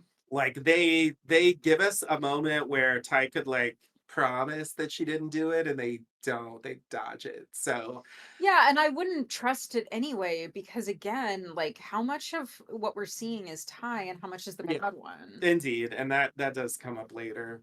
And there's even more to the story, so it's a whole thing. All right, so you ready to continue? Hmm. All right, so we go back to the past. Van and Ty discuss who these new people are, and they find the camp, and they hear a thumping, and it's the frog in the jar. Ty looks at a map. Van lets the frog loose. Ty finds the sat phone. They notice the KUH on the phone and say that it was also on the stuff that, quote, Ben brought back, which I thought was a weird way to say that. Like, did he I don't think he brought that back, did he? Or do they mean brought it to the caves? Is that what they mean by brought back? Like, it's just a weird, I don't know. The phrasing was weird to me. Um, but that all happened off screen. I did see a behind the scenes like an interview where it was like, yeah, we didn't think it was worth showing that they brought the supplies. We thought you should just assume that. And I'm like, yeah, we're not gonna assume that. You need to fucking tell us if they did something like that. Anyway, um because like later on you could be like, well, we never showed you blah blah blah, so why did Uh-huh. you assume that? You know, Yeah. it's like that's I don't fall for that shit anymore. I used to assume things and I realized I shouldn't. Okay. Van tries the phone, but it doesn't work, and then she notices the broken antenna. Ty says, at least we have the supplies, but Van says, we don't need it. We just need to find these people so we can go home. See how that works. Okay. So any comments about this? I mean, it's nice to see Van in an optimistic state, but I think it's really setting her up for a Disappointment? hard crash Yeah. when she realizes their Jeep is not right around the corner. Yeah, definitely. Okay. So the mystery of KUH continues. No, we Um cracked it, remember? so yeah, you're right, good point. Herpetology? Yeah, Kalamazoo University of Herpetology. All right. Travis and Aquila look for the newbies. Aquila wonders what Lottie's reason was for axing Edwin, suggesting maybe she saw something and she knew he was a bad guy. God. Travis isn't so sure. Yeah. Misty shows up and says that the shit ridge is near. That's what she called it. I know. It's just wow. And they should do a pincer maneuver. Travis and Aquila will drive him towards the ridge, and Misty will cut him off. Misty looks nervous. Okay. So yeah, I mean, further like development of this like Aquila, Lottie, Travis thing, like just, you know, like okay, like all this happened with Ben, and like now she just like acts someone in the back of the head, and like, is this who we should be following? Like, it seems like even Aquila is like sort of doubtful here. But like Travis is like fully like, just no, just don't even. Yeah. Okay. Next scene we go to Hannah crouching in her little hiding nook. She hides the DAT recorder under some rocks as Nat and Shauna approach. And then we see Cody. He hears a gunshot. It's Travis with the gun, by the way. They're kind of cutting between things here. And they react as well. Hannah gets up worried and then hides again. Cody runs. And then Shauna finds the chunk of Hannah's hair and puts it in her pocket.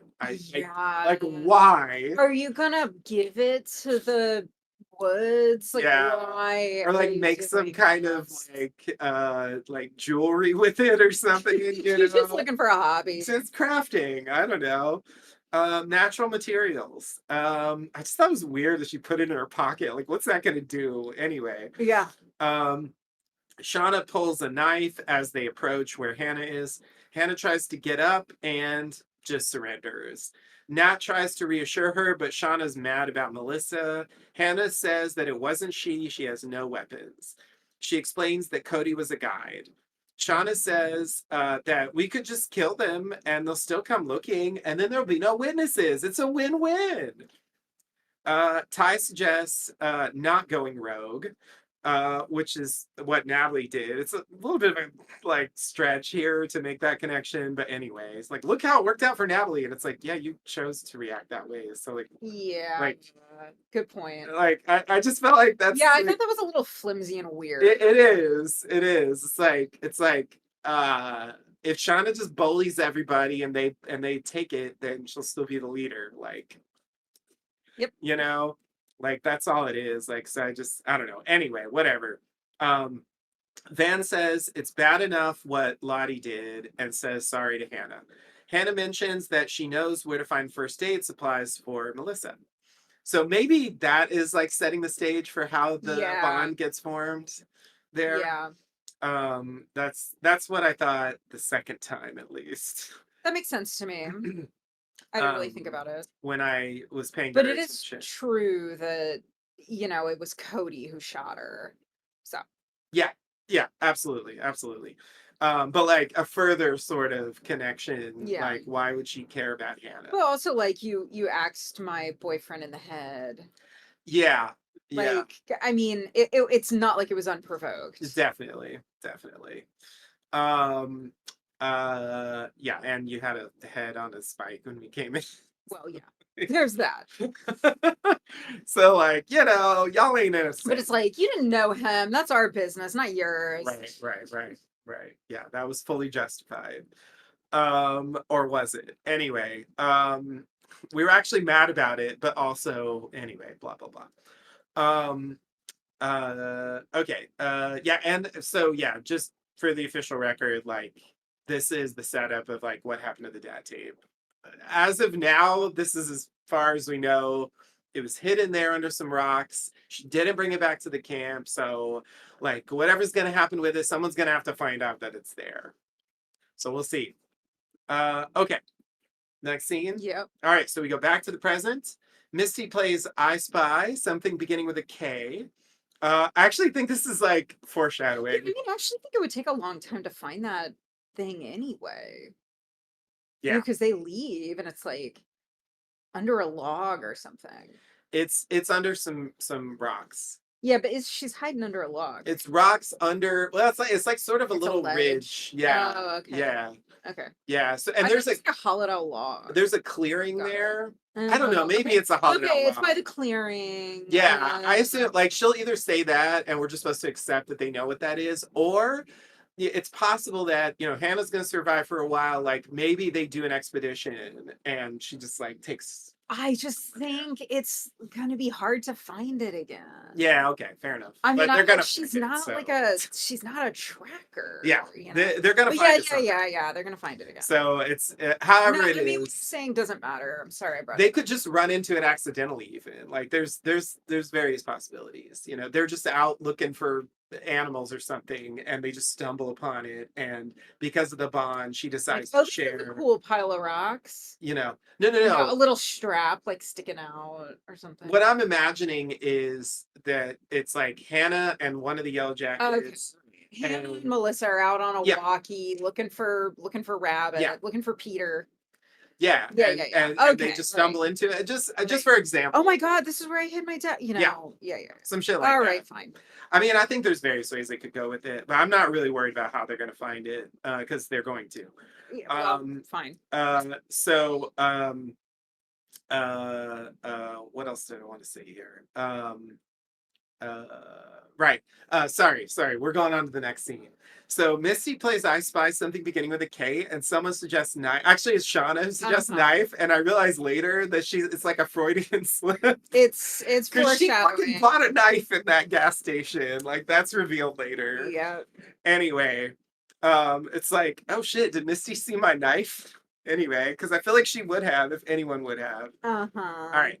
At this point, Misty finds a Lincoln Tunnel receipt in the Uh-huh. van. It turns out that it was knapsack. Mm-hmm. Walter calls. Misty picks up and reveals, and Walter reveals that the fingernail stuff matched Shauna's hair DNA. Saying, Yeah, that's big. That's yeah, big. And also this scene, I just like it just cracked me up so hard when they start texting each other. It's pretty ridiculous. And it's like they had to get out of this. Anyway, Mhm. Walter says this means that Shauna killed Lottie, which I think is not quite conclusive Not yet, quite. but it certainly throws some suspicion. Misty plays it off, like on the phone, like she does this like fake thing. Yeah, yeah, it's like a Yeah. classic thing where she's like, "Oh shit, But don't call me. I might be in the car with the murderer, so I have to just pretend to Yeah, yeah, be yeah. like having a different conversation from the one I'm having." Um, I feel like there was room here to have like Walter understand and play along, but he says nothing more here, so Yeah, they I didn't don't wanna know. pay him for this episode. It's yeah, it's weird. Walter has been like very little used this season. I expected him more when he was at the Maybe beginning. there's another Lord of the Rings coming up. There is actually. Anyway, Shauna and Ty laugh at Misty, and then Misty sends text to Van and Ty revealing that Shauna's the killer. Ty is skeptical, but Misty explains about the DNA, and Ty says we need to stop the car. Shauna realizes they're texting each other, and Ty pretends to have to pee to get Shauna to stop. Shauna wants to know what's going on, but Vanna Van throws up blood. Yeah, it seems like she's faking it, but she's not. She is not. She is not. This is just a Can't fake coincidence. that. Because it's like, how else are we going to get out of this scene? Like, they're in this position where it's like, we're either going to have a big confrontation or we need something to divert them. And so they went with plan B. So they get diverted by that. Um, um, yeah, I want to talk more about the DNA, but it comes up later, so I think I'll leave it till that point. Okay. Okay. So we go back to the past. Cody runs and shoots at Misty in pursuit. Misty's glasses fall off. I don't know if she recovers them. I don't know if she's like missing because yeah, I think let me see. Yeah, I think we don't even see her again this episode. So Yeah. like, is she missing her glasses for the rest of the time in the wilderness? Because that's gonna be a pain. Or is she gonna take Edwin's Maybe glasses? Warby Parker can find her. To be like the Sawyer thing, like they just like get some No, anyway. All right. no. They don't have Um a welding iron. eh, maybe there's one in the supplies. All right, whatever. Um I just thought it was weird that they do this and like it's unresolved. Okay. Solar So powered glasses repair kit. yeah, why not? Why not? Travis and Aquila hide behind a tree. Aquila warns Cody about the shit cliff, and Cody turns around but slips and falls over the edge but hangs on just by the edge of the ledge, by the ledge edge, by the Ledge. ledge. Thank you. And he's about to let go when Aquila says don't, and Travis says, take us back with you. Travis uses his gun to pull Cody back up, and Aquila takes the crossbow, and that's where we leave this group. So we'll have to come back to that because I thought maybe they came back at the end, but they don't. There's no follow up here with Misty or with Aquila, Travis, and Cody. Yeah. So that's open for next week.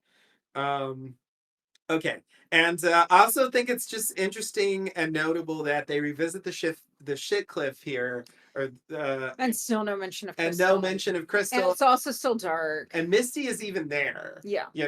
And it's just like I'm just like waiting for something. They even kind of do a shot where you see it, but you can't It's see too anything on the ground. It's dark. too dark. Yeah, Yeah. basically.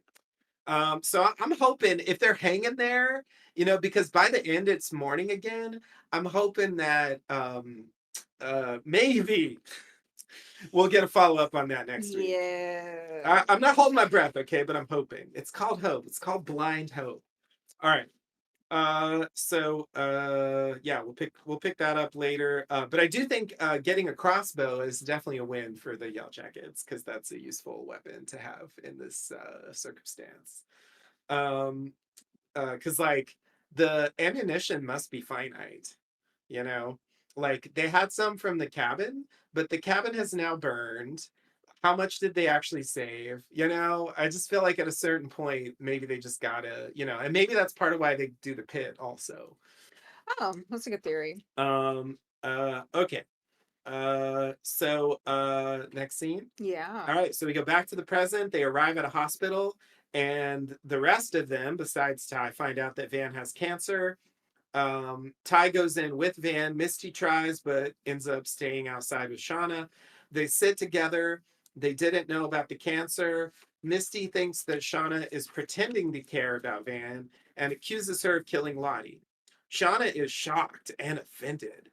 Misty mentions DNA evidence. Shauna says she stayed at my house. Misty says the evidence indicated a struggle. And Shauna says, oh, like under her fingernails. And Misty's like, is that a confession? And she says no. Misty asks about the Lincoln Tunnel receipt. Shauna is offended.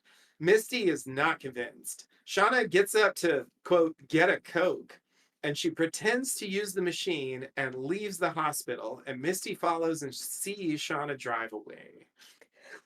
So I love that because obviously this is what she wanted all along was to not have them around on the Indeed. trip. Um, but you know, I'm no geneticist, but like half the rest of the internet, I'm sure. I'm just gonna throw out there, wouldn't the DNA match if it was Callie's DNA? And is it possible that Callie is the one who took the minivan? Uh, that is technically possible. Well, okay. So I I I guess I don't know how I don't know how specific they care about the DNA testing. I do think the DNA can tell the difference between a parent and child. So if it really was a match But to isn't this how they caught the Golden State Killer? well, they can tell familial relations, but they can tell when they're not the same person. That's what I'm saying. Yeah, but I don't know. Like they I could mean, Walter is not a if geneticist. they like what I'm saying is they could detect familial relationship Yeah, between the hair and the fingernail stuff, yeah. right? But that's not what he said. So But anyway, if it's like it's a match, like how matchy does it have to be for his like network to tell him it's a there's match? wiggle room there for sure. I'm saying they might wiggle into that room because I am still determined that they must tell us. Follow up the They line thing. must follow up the Callie and Yeah, Lottie yeah, yeah. thing. I agree that that's a loose end, and another point to make about that is they haven't talked about it in Yeah. a long time. Yeah. So, like, you would think with all this discussion and like that it would have come up, but it hasn't. Yeah. And I think that's conspicuous in any mystery story. If they're not bringing up something that was significant earlier for a long time, watch out, y'all. So Yeah. anyway, I think that's a totally valid point, and they can fudge it if they want. I'm just going to point out that they did explain ostensibly why Shauna went to New York City, which was to get that cat. The cat that looked like the cat from the poster. Yeah, so the cat would the cat could have been the Lincoln Tunnel thing. Yeah, Yeah. yeah. Fine. For what it's worth. Yeah, you're Uh, right. and the other thing that I think is worth mentioning is like there is an alternative explanation that's possible here, which is what Shauna says that it's like just from being in her house, like she scratched her nails somewhere in the bathroom or whatever, and like just picked up Yeah. some of Shauna's DNA like that. Yeah. Her hair was surely around the house. You know, that's like normal dust and skin cells are She's around like the house. clawing her hairbrush. I know it's weird, but I'm just saying, like, I think technically that's possible. Oh, is there a scene where she's braiding Callie's hair? No, Callie's braiding her hair. Callie's braiding her hair, but it could be that they traded anyway. Yeah. And then that would be a match for Callie Yeah. anyway, Yeah. for what it's worth. But yeah, I think there is room for suspicion though, because you know it struck me as weird to have Shauna go to New York City just for this cat, and there's the unaccounted for time in the previous episode where she shows up at 2 a.m. When like we saw Yeah. her separated from Walter like Yeah. during daytime. And then there's also the phone call to the bar that I'm still hung up on. Like, there's just all this stuff that Shauna seems to be hiding. Yeah. And so, like, I still think there's a chance. I don't really believe that she killed Lottie, but I feel like there's a chance that maybe she actually like got involved when Thaisa was there. Like maybe the two of them were there at the same time. Or she saw Thaisa confronting Lottie. I don't know. Just I feel like there's a chance something happened there. Yeah. And so I just wanna, throw that out as a possibility. Yeah. Um that it could have been the two of them or whatever. Or she came in after Taisa left or whatever. Yeah. Because I just don't trust Shauna on any level at this point. Yeah. So I just can't take her at her word. I just think it's like a little too obvious that she killed Lottie. So that's why I don't believe it. But I still feel like she could be hiding something, I guess. Yeah. Okay. So, all right, next scene. Yeah. All right. So in the next scene, we're in the hospital. Ty sits with Van and regrets not killing someone. There's a weird guy in the next bed. Ty jokes about killing him. Van says, don't. Ty says she didn't mean it and tells Van to relax. God, relax. Yeah. Everybody loves being told to relax. Just fucking relax. Like, I was like seriously ready to murder someone and I just talked about how I should have done that for you, but like just relax. It's just like the bad one is the worst. Anyway, the worst one. Okay. So and then at this point Van like has a vision of Lottie for a bit. It's a weird little thing they cut in here that Yeah. doesn't come back. I don't know what to make of that. And then she sees Teen Van come in with a torch saying, "You're afraid. We never actually cheated death. It was always an even trade." And then she lights the bed on fire. Adult Van freaks out. And then she, quote, wakes up, but she's not really awake. And she sees the bad one who with dirt on her mouth and she says, "I won't let them take your eyes." Van asks, "How long has it been you?" And the bad one says, "You're not going to die," because there's no answer for that. Van says, "I need the real Ty." The bad one says, "But I'm the one who can save you." Van says, "For what?" Back to reality, Van needs a transfusion, and Ty promises that she won't die, and they stabilize her, and that's where we leave things with that part of the story for this episode. So Van did not die here, even though it looked like an emergency for a bit. Yeah. Though I still think there's a possibility that she will, or Ty just kills someone and like then she survives miraculously and they play that game again. I don't know what they're gonna do. Um, but yeah, it's interesting that like I guess I thought after the last episode that like Van realized that it was the bad one. I mean, it's clear Yeah. that she did from this little thing, right? Yeah. She says, "How long has it been you?" But she doesn't act in this episode like she thinks that. You know what I mean? She isn't recoiling from Thaisa this whole episode. She's Right. still Right. like bonding, like, "Promise me you Yeah. didn't kill Lottie," like, like she's still like Yeah, it feels like she is maybe questioning her conclusion or something yeah. because yeah, it seems pretty definitive in the previous episode and yet yeah, it's just it doesn't play that way in this Yeah. episode. Until this final vision. Yeah. Or not final vision, but like this vision that comes toward the end of the episode. It's like I want a new checklist, like Yeah. the ghost phone call, the sudden waking up, the crazy hospital nightmare. Yeah. Like it's the bad one, Van. Come on. Yeah. I don't know. I believe that so much more than that other bullshit. Anyway, um, but yeah, it's funny they played the dirt thing in the previously on just to explain why she has dirt on her mouth in this scene, which I feel like was The totally previously needless. on had a lot of stuff that I did not feel was necessary. Yeah, yeah. I just that in particular struck me as like because like I feel like Honestly, whoever's watching this show does not need a previously on. yeah. No one's watching this show and forgot what happened before. Yeah, Like yeah. this show only has hardcore fans. Yeah. No, it's true. It's true. And I just feel like that's one you can leave. Like, if you're trying to bring new people in, right? So let's say someone tunes into just this episode, right? And they watch this nightmare sequence, right? Weird shit appears in nightmare sequences all the time. Yeah. It's totally okay to just have it like she's just got dirt on her face. And like, if you're new to the show, you don't know why. Maybe you're interested, you go back, you watch a show, and then you're like, oh, that's why. Yeah. Like, it's just, it doesn't, I feel like you do that because it's like exposition to explain a certain plot point, but it's not that here. So it's just weird to me. I don't know. It's Anyway, weird. would it be Jacket Jockeys if I didn't complain about previously on at some point? Indeed. So there you go, kids. Enjoy. Okay. Yeah, I feel like the bad one might like kill this guy or kill someone or whatever.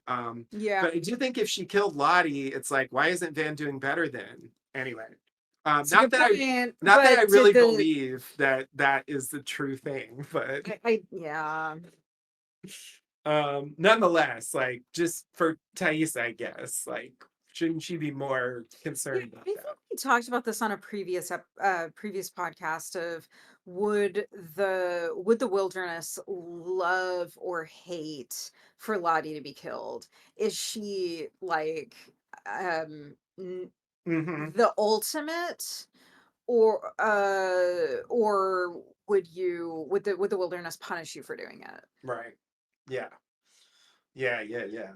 Um and also like Team Van here says it was an even trade, right? So like that should just mean one life for one life, right? So shouldn't they already be even? Anyway, whatever. Um Yeah. I know that like it's just a dream. It doesn't have to like be real. It also felt like we were about to get a death dream. And so I It was like, definitely felt like a death I dream. was like ready for that because they've shown, like Natalie saw her younger self, and so just it seemed like that's where they were heading with this, but it isn't. So anyway, we'll come back to that next week. Okay. So we go back to the past. Lottie is still playing around with Edwin's blood as Gen and Mari try to get the arrow out of Melissa. Gen suggests pushing it through, so she snaps the end of the arrow off, and Lottie offers to help, saying that the strangers are going to, quote, ruin everything. Oh, Because oh, everything was so oh, cool. Lottie. Oh, they were gonna ruin everything. Oh, okay. That's what was happening. Thank you for explaining that to me, Lottie. I get why you axed this guy in the head because they were gonna ruin everything. Oh my goddy. All right. So Gan rebukes her and Mari says, go fuck your blood dirt. Which really made me laugh. I love that line. I'm gonna start telling people that. Go fuck your blood. Go fuck your blood dirt. Go fuck your blood. Oh, it's a great line. Thank you, Mari. Gen pushes the arrow through. Mari pulls it out. Lottie turns around to see the others, but not Travis, Aquila, Cody, or Misty. Arrive back at camp. They have Hannah, and she introduces herself, and that's where we leave the past timeline this episode. Yeah, I was just gonna say, like, I was thinking about this earlier. I was thinking about how season two, so at the end of season one, we have this like crazy like bank account thing and this message, someone's following me. Who the fuck is Lottie Matthews? And then this team of like mysterious, like creepy guys like bust into Natalie's hotel room and kidnap her, and they're wearing symbol necklaces, and it's like, oh my god, like what's going on? And then Lottie does this like altar thing, and like verser le sang mes beaux amis, like, and they end on this maximal like creepy ass Lottie thing where it's like, oh my god, she's some kind of, whatever they said later, goop sorceress or whatever. Like, and you're thinking she's gonna be like a mega villain, right? And then we get into season two, and Yeah. like the whole thing changes. Like she's got this peaceful vibe. She's put her past behind. She's like accepted that none of it was real. Shows are all about this, and I hate it. And at the same time, Teen Lottie is shown being doubtful and unsure of herself and losing her connection to the wilderness, and at the end abdicating the leadership, saying like she doesn't hear it anymore. And like that was her arc, whereas the adult one sort of like slides back into the hallucinations and proposes a sacrifice and all that and is carted away at the end, like a relapse, like that's how it comes across, right? But like basically, and then she returns this season, and like again it's like kind of ambiguous the way she behaves. There's a weird thing with Callie, but at the same time, like what we actually see her doing with Callie seems innocuous, Yeah. so it's like I'm not sure what to think about that. At the same time, she's hiding things, pretending to have nowhere to go when she did, but at the same time she's going to Lisa and giving her $50,000 and saying I'm sorry. Yeah. So it's just like it's a real mixed bag Yeah. with adult Lottie. But like now with teen Lottie, I'm getting like what I was expecting in season two. Like this is what I thought we were gonna get back then. It's just crazy that we Yeah. spent this middle period where like she seemed like more normal, you know? And like now we're getting like the weirdest Lottie's ever been. Like she spends this whole episode like after axing Edwin in the back of the head, just like playing around with his blood and saying weird shit. That is her entire story this episode. Yeah. And that's just wild to me. Like I don't know. And I'm glad that like Gen and Mari are just like fuck off. Like we don't need your help. Fuck your Like blood dirt, goop yeah, sorceress. exactly. Like I don't know. It's like it was. I like that change in the dynamic was interesting to me. That like they even realized like, okay, like something's wrong with you. Like we Yeah. need to like not follow you so much. Like we need to not listen. I don't know. There's something there, which I really appreciated. Um, Okay. I think yeah, and then we have the reunion, and we also have those crew, the Travis and Keelan Cody crew left stranded, and we have Misty left stranded. So that's where we'll pick up next time. Um, Yeah. any other comments about this past storyline before we move No. forward? All right. No. So we go back to the present. Jeff looks for bed bugs, complaining about the Joels. I love that he I co-opted love the phrase it. the I know. Joels. I love that. And I love his like shoddily furnished. Yeah. He's great in this scene. It's very And funny. poor Jeff It's needing very his funny. daughter to tell him that what he has is stress-induced hives. Yeah. Oh, is that what she's implying? Because here's what I said. Ah, Callie has some sort of weird interpretation of Jeff's red spots. She says trying to fight the way things actually are. But I think the way you explained it makes more sense to me. That it's like Jeff's like stress induced, like breaking out, like kind of yeah. thing. Yeah. It's Um hives. I believe that Hives. is There you what we're go. supposed to Thank think. you. Yeah. Yeah. AKA trying to fight the way things actually are. That's what Yeah. hives are. Anyway, I don't know. When Kelly said it, I'm like, that's a weird, vague way to explain this. But okay, fine. That actually makes sense when you reframe it. Okay. She says that they tell themselves that Sean is a good person, but what if she isn't? And then she asks about Shauna meeting some frog scientists, telling Jeff the known facts about the team that they went missing in the area 100 miles away from where the Yellowjackets were found. Jeff is surprised, and he doesn't think they even met the Yellowjackets. Callie thinks that the tape is part of the project. And then she mentions that Shauna, Ty, and Van knew what the tape was right away because she heard it from the phone. Right. So Yeah. she's putting stuff together from that recording. Like it's Yeah. like, yeah, there was actually something to learn there, even though she didn't hear the whole tape. She learned enough to know that it Yeah. must be a thing from the wilderness. Um, and Jeff wonders what Callie thinks happened, and Callie says, "Deep, we know deep down that they could have done it." I think saying killed Killed them. them. I Yeah. think that's basically what she's saying, and I think that's at least partially true. I mean, I don't know what happened to all of them, but I bet some of them are getting killed. Yeah. Um, at the very least. Okay. I mean, one of them has been killed. So, well, okay, you're right. One of them has been killed already, right? Because she didn't hear that part. Correct. Yeah. But yeah, the two remaining ones, I think there's a pretty strong chance that both of them are killed, but I think there's a even stronger chance that one of them are killed. Okay. Um, Another thing that I think is worth noting here is I think this means that they're not mentioned in the journals. Yeah. Like Jeff specifically mentioned in last episode, Yeah, so it's and I not like they really forgot. wonder at what point she stopped writing those journals. I Yeah. mean, did she run out of paper or she just like she moved on, like she became consumed with other things. She felt like was it a gradual thing? Um So I was wondering if she stopped writing in the journals or if she's continued writing the journals but became cagier, like gave a an edited version of events. yeah, I just think uh, I don't think that she ever thought anybody was going to find the journals, which is myopic, but I just Well, what? so like the reason why I feel like that could have changed is the rivalist team. I mean, she specifically says in this episode, if we kill them, they'll come looking for us and we could get rescued like that.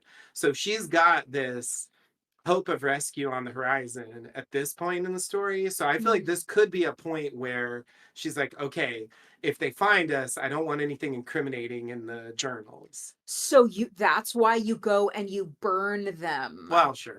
Like that's the But they already have the journals, so I know, but they I just can't do think that now. yeah, whatever. They're boxed Well, in. I'm just saying, I like am maybe. just saying that if the show wants us to believe that she's got so much hubris about these journals that it never occurs to her that she might not be able to keep them safe from other people's eyes, which is clearly the case, that that might not be a valid reason for her to have stopped writing in them. You know what I'm saying? Yeah, I think she should have destroyed them absolutely. yeah, I mean, it's ridiculous. It's so reckless. yeah. I mean, I agree. I agree. I'm just throwing it out as a possibility because, like, Yeah, it's at least like yeah. somewhat plausible. I agree she should have burned him. It's just we know she didn't burn him, I know, so I know. there's just no like that's just a dead end. So it's like okay, she didn't burn them, but I did she? just would like the show to come up with something that is logical, Fair enough. Fair enough. And maybe they'll try, or maybe they'll fail. We'll see. or more likely than not, they will just never address it. Or they'll never address it. We'll see. They did start the season with her writing in the journal, Yeah, so I feel like they owe us a journal follow up, and we'll see. Maybe they show she isn't writing in them anymore, and I think or there's a lot of stuff that they're gonna owe us that they're not gonna deliver on. my other possibility is yeah. I mean, maybe they just drop it. Loose ends have happened before, but anyway, I think it's possible that they follow up. And it really should be one of the two. Either she just quits writing them altogether, or she writes in them in a way where she hides certain things that happen. And what I feel like it helps actually if that's true in terms of Jeff, because it means that Jeff doesn't know, what is probably the worst of the worst. Like what has happened so far is bad, but like Yeah, what will happen is probably worse. yeah. And But so I mean, how many empty books did she bring with her for what was supposed to be like a 4-day I trip? think she showed about like 3 or 4 in the safe, something like that, for what That's it's worth. I mean, I hope she found those in the cabin because there is no reason why you would pack that much for her. Eh, yeah, I mean, thank God for journal smugglers. I don't Yeah. know. Yeah, I'm not sure that they have a good answer for all that Yeah, stuff, whatever. It's a contrivance. I understand pretty that. much. But I do think this turn is kind of interesting. Like we haven't really had Callie turning on Shauna in this kind of way before. And like bringing Jeff in, Yeah. I think it kind of changes the dynamic that they've had. So Definitely. I mean, there was that moment in last season when they like lean against the car and Shauna starts to share a bit yeah, with Callie but and there's this moment of bonding and she says earlier in this episode, although it was insincere, but I think there was some truth to it that like I just wanted to get closer to you and I thought you wanted that yeah, yeah, too. yeah, yeah, Um, yeah, but this is yeah, there's probably no going back in their relationship. yeah. It's. I And this is mean, where like shows have to decide in uh I was gonna say in dialogue, but it's not dialogue. Sort of, there's like a rubber band that happens between writers and audience around what characters have to be punished for and how severely. And so, you see this with shows that have anti-heroes. Hmm. Like, what's the appropriate amount of punishment? And then so if somebody has done something really egregious, but it's written so that you identify with them or sympathize with them, but ultimately the writers think they still need to be punished for what they did, then you need to show that what they did was worse than what the audience was prepared to forgive. Yeah, yeah, So I just think that's one of the things that we're watching shift this season. yeah, yeah. And I mean, there's various ways you can go with that. Like in the case of Natalie, they did like what a classic move is, which is the redemptive death. Yeah. Like that's one way, and like Yep. Breaking Bad sort of did that. Like that's a possible path, but it's definitely an anti-hero show. Like I felt that since a while ago, and it's like it's getting worse Yeah. as time goes on. Yeah. Like I liked them more in season one than I do now. Yeah. So the adult versions especially, but teen versions to a degree as well. Certainly adult Shauna. Yeah, Adele Shauna has definitely gotten a lot worse. Misty's been on a roller coaster for me. Misty is all over the And place. Ty also sort of a roller coaster. Yeah, yeah, yeah, yeah. Her situation's different because of the bad one, Yeah, but it is. It is. Van too, actually. Van's like gone through a few yeah. turns. Like now she's in a Yeah, sympathetic we've mode. had less Van. It's true. Yeah, she just came in season two. And I guess Lottie too, like had a bit of a shift. Well, Lottie already had her death, True. and we just don't know yet how redemptive it was. I Yeah. mean, certainly the tip to Lisa, that's a Hmm. thing. Yeah. But Suggest something. And yeah, I still think there's a possibility that it was a suicide. And it's possible that Thaisa and or Shauna like were willing to help with that or something and they're covering it up. I don't know. I think that's still like how many on the people does table. it take to push a yellow jacket down the stairs? It doesn't, but maybe she was like, I want you here for this. I don't know, something like that, just to witness. Not that Yeah. they really needed to help, but yeah, I No. don't know. So yeah, I'm looking forward to see where this is going. Um, ready for the final scene? Yep. All right, it's a short one. Shauna arrives in Virginia, and we see someone close the blinds of a house as Shauna sits outside at night. Who's the stalker now? Shauna, she didn't say that. That was me. Yeah, no, I could tell But from the maybe she voice. thought it. I hope she thought it. I hope she thought it. All right. Anyway, Shauna gets out a knife in a sheath or scabbard, and music plays as we go to the end credits. With a little orange Price tag price tag, gas indicating that station she bought it at the gas style. station and Uh-huh. like secretly admitted to having it in the I Spy game, Uh-huh. which is a interesting reveal. So that Yeah, and one thing that's confrontation. great about that is like now we have a witness and probably CCTV of her buying that knife Oh, that's true. if that becomes A relevant. thing later. Yeah, Yeah. yeah, yeah. Yeah, so the big confrontation is probably coming next week. So Yeah. we'll have to wait to see like who's in the house, like Who's in the besides house? Alex. Presumably Alex, Because yeah. Alex should be there, but is there someone else there? And if so, is it this other Yellow Jacket collaborator character? Yeah. Or Cody, I guess is possible. Let's hope not. Like I feel like Um, Cody is the only other explanation that makes any sense to me at this point. yeah, I just would find that so weird. But Me maybe, too. maybe she hired Alex hires Cody to help her get revenge. Yeah. Yeah, yeah, yeah. Yeah. I And mean, to also live with I her. don't think he would need like a ton of convincing to want to get revenge. No. Because like he's got his own justification. But yeah, I don't know if he's living there. I just would think like they're in the middle of this mission, so maybe he's just Hmm. temporarily. That would be my guess if Right. he's actually there, or maybe he's not there at all. Hmm. It's just Alex Because the and motel in town is furnished with absolutely subpar furnishings.